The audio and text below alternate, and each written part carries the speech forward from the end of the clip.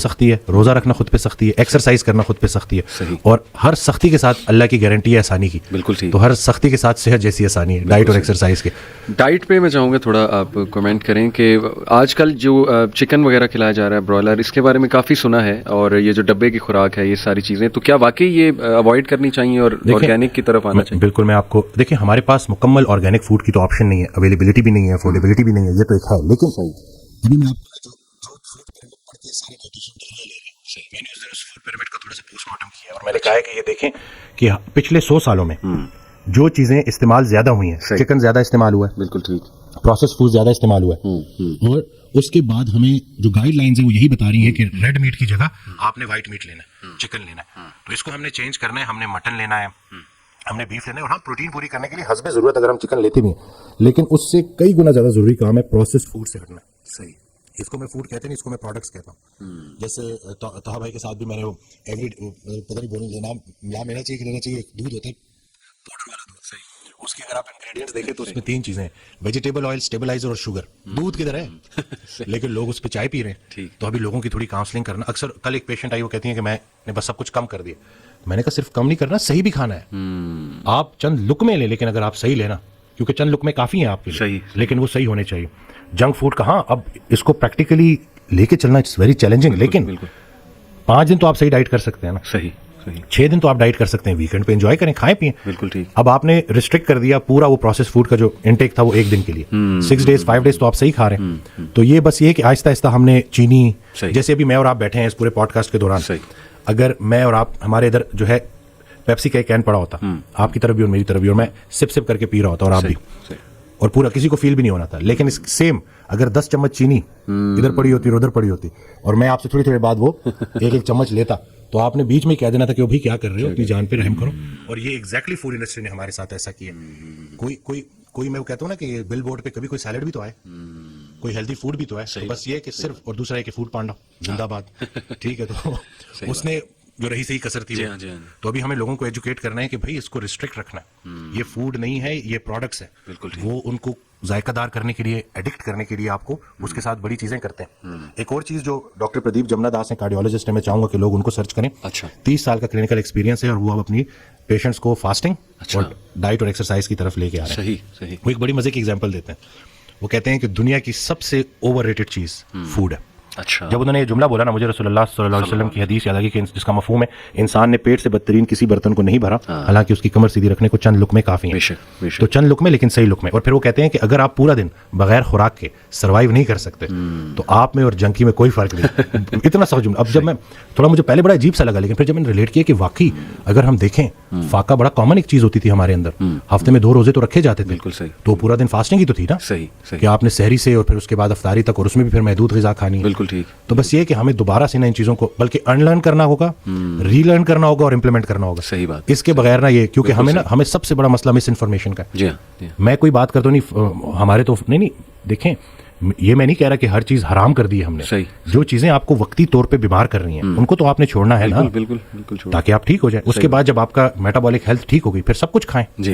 لوگ کہتے ہیں کہ نہ ہم کاربوہائیڈریٹ چھوڑیں گے اور ہمیں ٹھیک کر دو. تو جب تک آپ بیمار کرنے والا فوڈ نہیں چھوڑیں گے, بالکل آپ کبھی بھی ٹھیک نہیں ہوں گے. تو خطا کے ذمہ دار آپ ہو جائیں, عطا کا ذمہ دار وہ ہے. صحیح بات.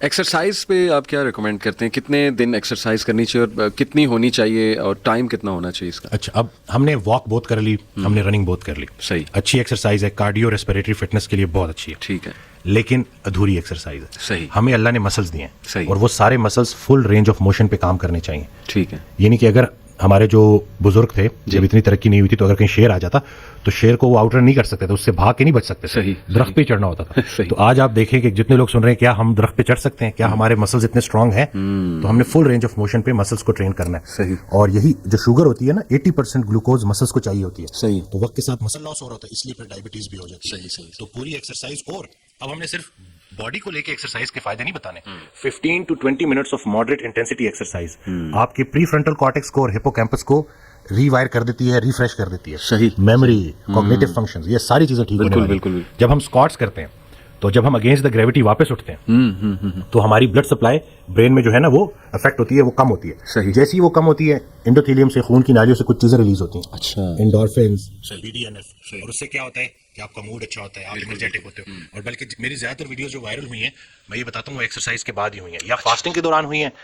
تو اس میں یہی ہے کہ آپ کی جو مینٹل کلیئرٹی ہے نا, کیونکہ آج کل مسئلہ ہی برین فاگ کا ہے. بالکل صحیح. لوگ آفس میں کام کر رہے ہیں, میں آپ کو کہہ رہا ہوں کہ آپ کو آدھا گھنٹہ اگر آپ نے نکال لیا نا, صرف ہارڈ ورک نہیں کرنا, اسمارٹ ورک کرنا ہے. بالکل آپ نے فل رینج پہ ٹرین کر دیا, آپ دیکھیں گے کہ آپ ورک فرنٹ پہ بھی شاندار ہو جائیں گے انشاءاللہ. زبردست.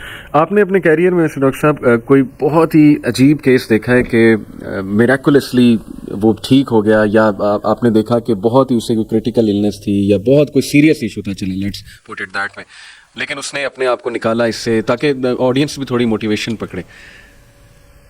میری امی کا بھی 31 دسمبر کو انتقال ہو گیا, تو ان کو 3 سال پہلے اسٹیج 4 کینسر ڈائگنوز ہوا تھا. اچھا. تو وہ کافی ویٹ بھی تھا, کافی بیمار تھی, مطلب چل بھی نہیں سکتی تھیں.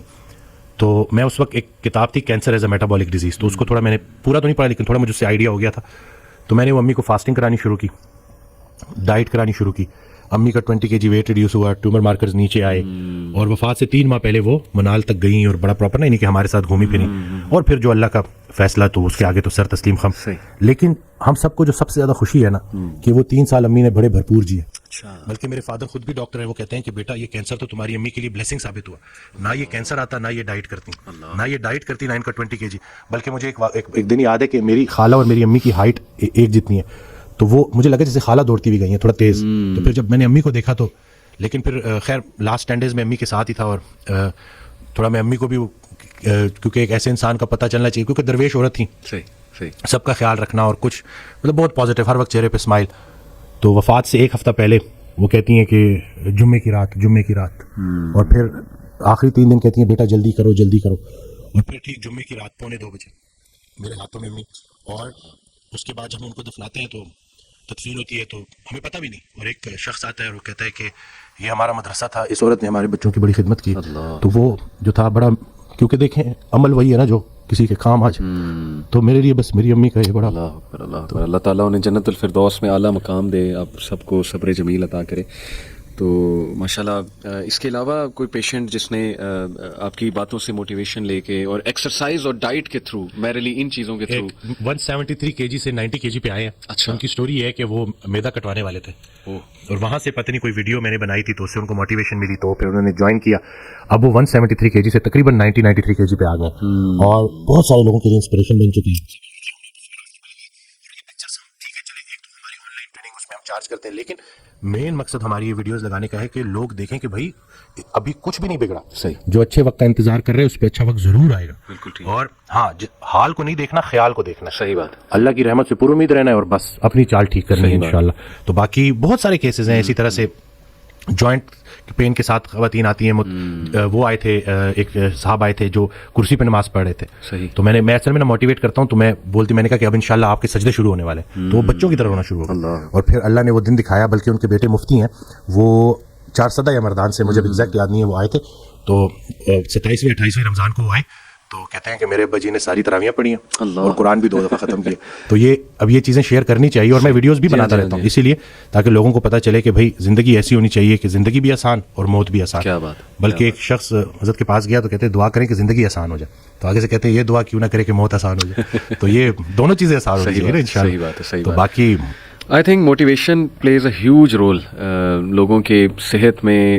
کئی ڈاکٹر صاحب میں نے بھی ایسے کیس اسٹڈیز دیکھیں کہ ڈاکٹرز نے کہا جی 3 مہینے آپ کے پاس, 1 مہینہ آپ کے پاس, and people went on to live like 4 years 5 years اللہ کی رحمت سے. آپ کو شاید وہ علی بنات کا پتہ ہو. بالکل سبحان اللہ. میں اس کی اسٹوری کہاں سے, مطلب اللہ جب اللہ نے اس سے نیکی کرانی تھی, کس طرح سے زندہ رکھا. وہ کہتے ہیں نا جب تک توبہ کا دروازہ کھلا ہے کسی کو گناہگار مت کہو, کیونکہ یہ کسی بھی وقت جو ہے اللہ کا کرم ہو سکتا ہے. اور وہ دیکھیں کہ وہ بیماری اس کے لیے, اور وہ الحمدللہ میری والدہ کو ڈاکٹر نے 3-4 مہینے انہوں نے, کیونکہ وہ بونس تک اسپریڈ ہو گیا تھا سارا, تو اور پھر ایج بھی زیادہ تھی, اور پھر انکنٹرول ڈائبٹیز بھی تھی کیونکہ وہ پرہیز نہیں کرتی تھی. لیکن وہاں سے الحمدللہ 3 years انہوں نے گزارے اور آسانی سے گزارے الحمدللہ. جس کو اللہ زندہ رکھنا چاہے, اللہ تعالیٰ کے ہاتھ میں سب کچھ. لوگ نا آئی تھنک ڈاکٹر صاحب کنکلوژنس کو جمپ کر جاتے ہیں بہت جلدی کہ ہائے مجھے یہ ہو گیا اب یہ ہو جائے گا, پھر اوور تھنکنگ, فیوچر آپ نے دیکھا ہی نہیں, آپ کو پتہ ہی نہیں آپ نے کل زندہ رہنا ہے کہ نہیں رہنا ہے. اتنی فکر اگر ہم نے آخرت کی ہوتی, اللہ تعالیٰ کو فیس کرنے کی ہوتی, تو زندگی پتہ نہیں اس کا رزلٹ ہی کچھ اور ہوتا. تو آئی تھنک کنکلوژنس کو ریچ نہیں کرنا چاہیے. It's too early to reach to conclusion. Doctor بھائی کوئی خدا تو نہیں ہے نا, ڈاکٹر نے اگر آپ کو ایک بات کہہ دی ہے تو ٹھیک ہے, اس نے اپنے نالج کے مطابق کہہ دیا, لیکن اصل میں شفا دینے والی ذات اللہ ہے, چلانے والی ذات اللہ تعالیٰ ہے. کئی لوگ ہیں ڈاکٹرز کہتے ہیں جی آپ کو تو ہو ہی نہیں سکتا, لیکن یہ کہ بہت سی چیزیں انہیں ہو جاتی ہیں موٹیویشن کے through. But main thing is کہ کنٹرولنگ دی انگزائٹی بالکل, کہ آپ نے نا بس راضی رہنا ہے اور اپنے آپ کو بزی رکھنا ہے اور پازیٹیو لوگوں میں بیٹھنا ہے. اچھا, دقت لوگوں کی طرف سے ہوتی ہے, اور اس دن میں ایک جملہ مجھے بڑا اچھا لگا کہ کسی کی فطرت جاننے کے بعد اس سے جھگڑا کرنا بھی اس کے ساتھ ظلم کرنا ہے. جب آپ نے ایک بندے کو دیکھ لیا کہ وہ انگزائٹی سے گزر رہا ہے اور آپ بجائے سے کہ اس کو بولو کہ ڈرامے کر رہے ہو, اس کے ساتھ بیٹھو. وہ کسی نے اس دن حضرت سے پوچھا کہ کیا غیر مسلموں کو بھائی کہہ سکتے ہیں, تو جواب دیا کہ پہلے بھائی کو تو بھائی کہہ دو, پہلے بھائی کو تو بھائی کہہ دو جو تمہارے ساتھ ہے, صحیح, باقیوں کی تو چھوڑو نا, کیونکہ سارا پوچھا ہی ان کا جانا ہے پہلے. صحیح بات, کہ آپ کے جو اپنے قریبی رشتہ دار ہیں, تو یہ رشتہ دار جو ارد گرد کے ہیں ان کا بڑا رول ہے. اگر ایک بندہ آئسولیٹ ہو گیا ہے تو طریقے سے اس کے ساتھ بیٹھیں اور اس کو وہی فی الحال سنائیں جو وہ سننا چاہتا ہے. پہلے اس سے تعلق بنا لیں, پھر آہستہ آہستہ. جیسے میرے پاس ایک بچہ آیا اس دن, وہ ڈرگز لیتا ہے, تو میں نے وہ پوری اس کی جو ہے, جب پوری کاؤنسلنگ میں نا میں نے ایک دفعہ بھی جو ہے یہ چیز نہیں چھیڑی. صحیح. اور ان کی وہ مدر بار بار بول رہی کہ یہ ایسا ہے یہ ایسا ہے. تو خیر میں نے اس بچے کو باہر بھیجا اور میں نے ان کی کہا کہ میں نے ایک دفعہ اس بچے کو بولا, میں نے کہا آپ کیوں بار بار. صحیح بات. کہ میں نے کہا وہ اس سے نفرت نہ کریں, وہ آہستہ آہستہ چھوڑ دے گا, فٹنس کی طرف آئے گا, ایکسرسائز کی طرف آئے گا, ڈائٹ کی طرف آئے گا, نکل آئے گا. جی تو یہ بس یہی ہے نا کہ لوگ جو ارد گرد کے رشتہ دار ہیں وہ بھی بڑا کام خراب کرتے ہیں. وہ سمجھتے نہیں ہیں اگلے کا, وہ بس دھتکار دیتے ہیں. پھر جو اگر آپ نے اپنے گھر سے ہی آپ کو سوشل سپورٹ ہی نہیں ملی اگر آپ کو, تو ظاہر ہے پھر بڑا